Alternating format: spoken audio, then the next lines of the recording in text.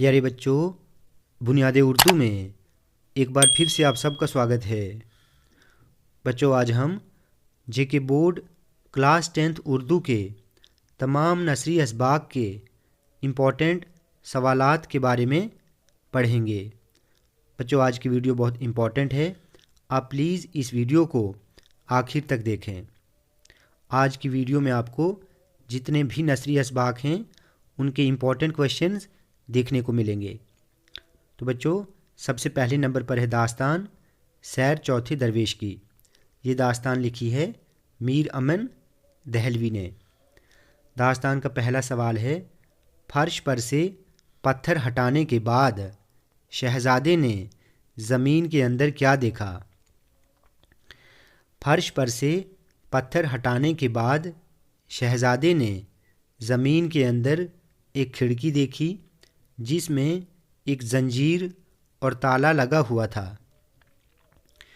اسے کھڑکی کے اندر ایک عمارت اور 4 مکان دکھائی دیے۔ ہر ایک مکان میں 10-10 مٹکے سونے کی زنجیروں میں جکڑے ہوئے تھے۔ ہر مٹکے کے اوپر ایک ایک سونے کی اینٹ اور ایک ایک بندر نما بت دیکھا۔ اس نے چاروں مکانوں میں 39 گولیاں گنی اور اشرفیوں سے بھرا ہوا ایک مٹکا اور ہیرے جواہرات سے بھرا ہوا ایک حوض دیکھا۔ دوسرا سوال ہے، ملک صادق کون تھا اور شہزادے کے ساتھ اس کا کیا رشتہ تھا؟ ملک صادق جنوں کا بادشاہ تھا اور شہزادے کے والد کا سچا اور وفادار دوست تھا۔ تیسرا سوال ہے، ابو جہل کون تھا اور شہزادے کے چچا کے لیے یہ کیوں کہا گیا کہ وہ بجائے ابو جہل تھا؟ ابو جہل حضرت محمد صلی اللہ علیہ وسلم کا چچا تھا، جو حضرت محمد کا جانی دشمن تھا اور حضرت محمد کو مارنا چاہتا تھا۔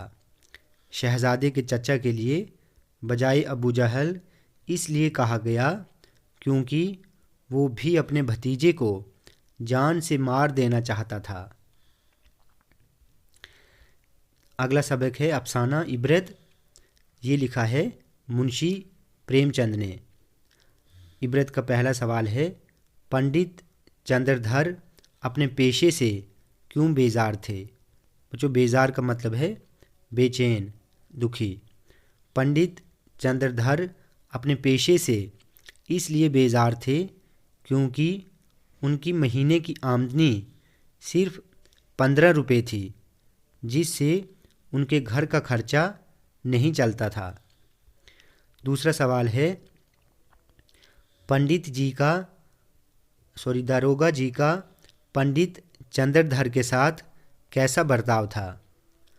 داروگا جی کا پنڈت چندردھر کے ساتھ بہت اچھا برتاؤ تھا۔ وہ پنڈت جی کے لیے کبھی کبھی سبزی اور دودھ بھیج دیا کرتے تھے، لیکن اس کے بدلے پنڈت جی کو داروگا اور منشی جی کے بچوں کو پڑھانا پڑتا تھا۔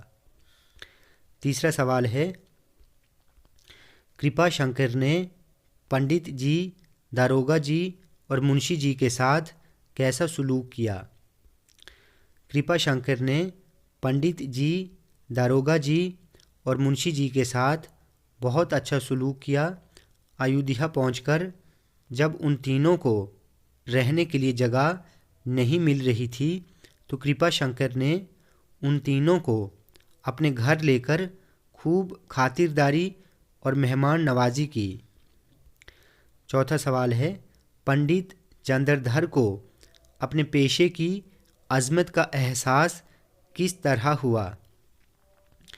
ریل گاڑی میں، داروگا جی اور شفا خانے میں، دواخانے میں منشی جی کے ساتھ جو واقعات پیش آئے اور ایودھیا میں پہنچ کر کرپا شنکر نے جو احترام و عزت اور مہمان نوازی کو ثبوت پیش کیا، اس سے پنڈت چندردھر کو اپنے پیشے کی عظمت کا احساس ہو گیا۔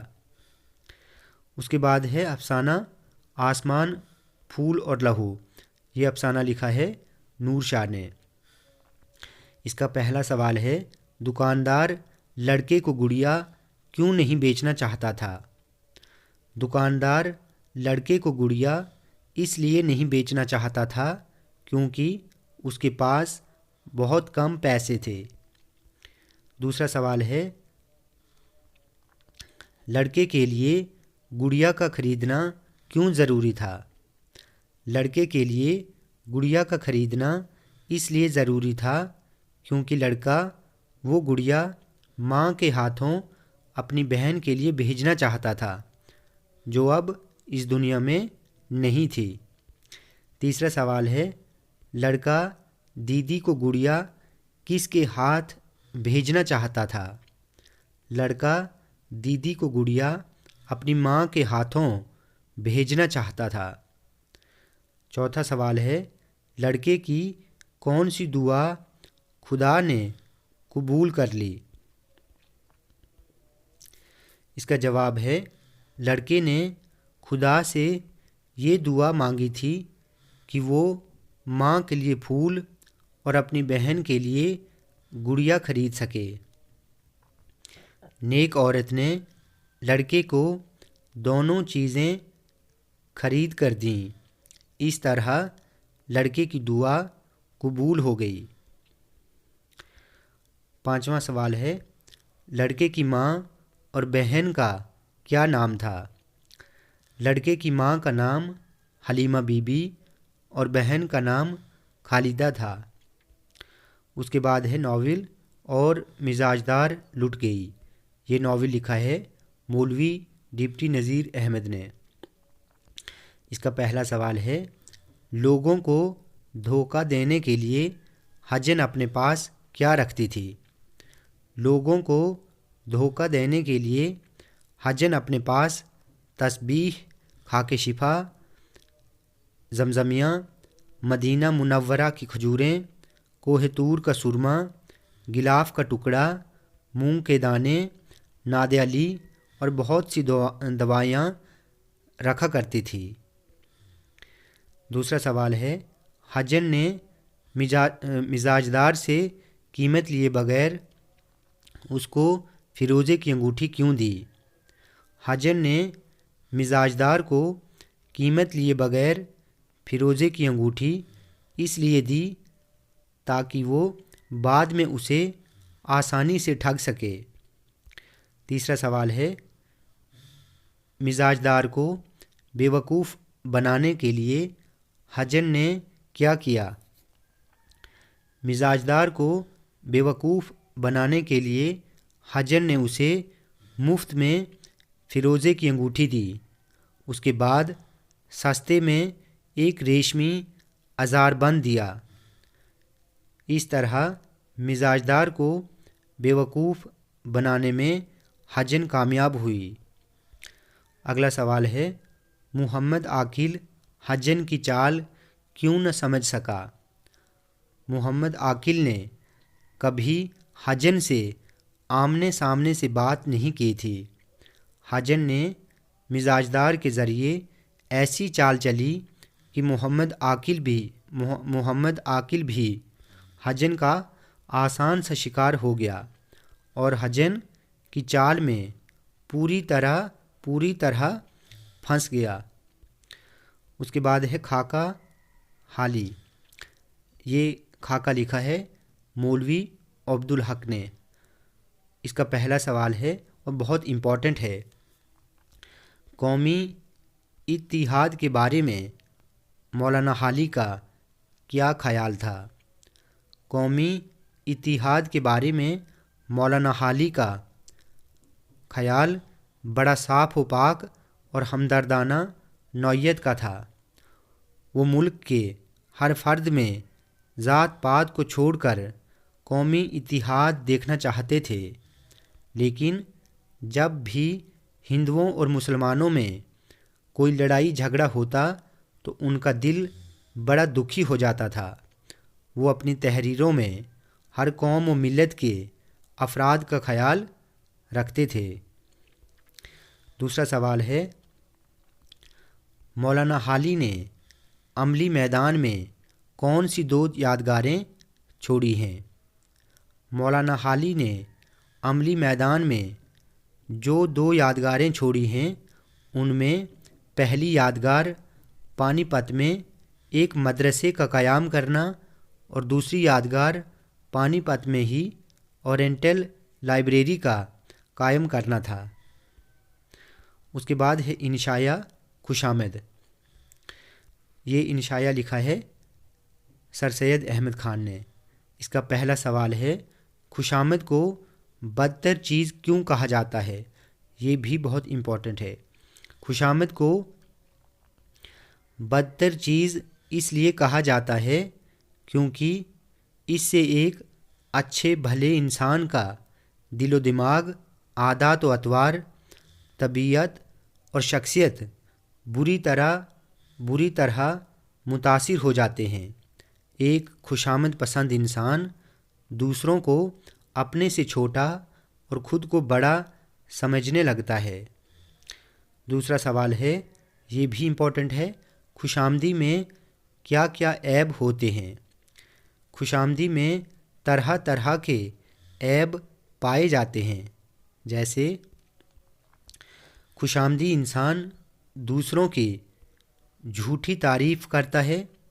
खुशामदी इंसान मक्कार और धोखेबाज होता है। खुशामदी इंसान दूसरों को अपने से छोटा और ख़ुद को बड़ा समझता है। अब है ड्रामा बोर के लड्डू। ये ड्रामा लिखा है उमर नूर इलाही ने। इसका पहला सवाल है, जंगल में लकड़ी काटते हुए लकड़हारे ने किसकी आवाज़ सुनी और उसने लकड़हारे से क्या कहा? जंगल में लकड़ी काटते हुए लकड़हारे ने एक बरगद के दरख्त की डरावनी आवाज़ सुनी और उसने लकड़हारे से कहा कि मुझे मत काटो, मैं तुम्हें इनाम दूंगा। दूसरा सवाल है, घर आने पर लकड़हारे और उसकी बीवी में क्यों तू मैं होने लगी? घर आने पर लकड़हारे और उसकी बीवी में तू मैं इसलिए होने लगी क्योंकि वो कीचड़ भरे पाँव समेत घर में दाखिल हो जाता है, जिस पर दोनों में झगड़ा हो जाता है। तीसरा सवाल है,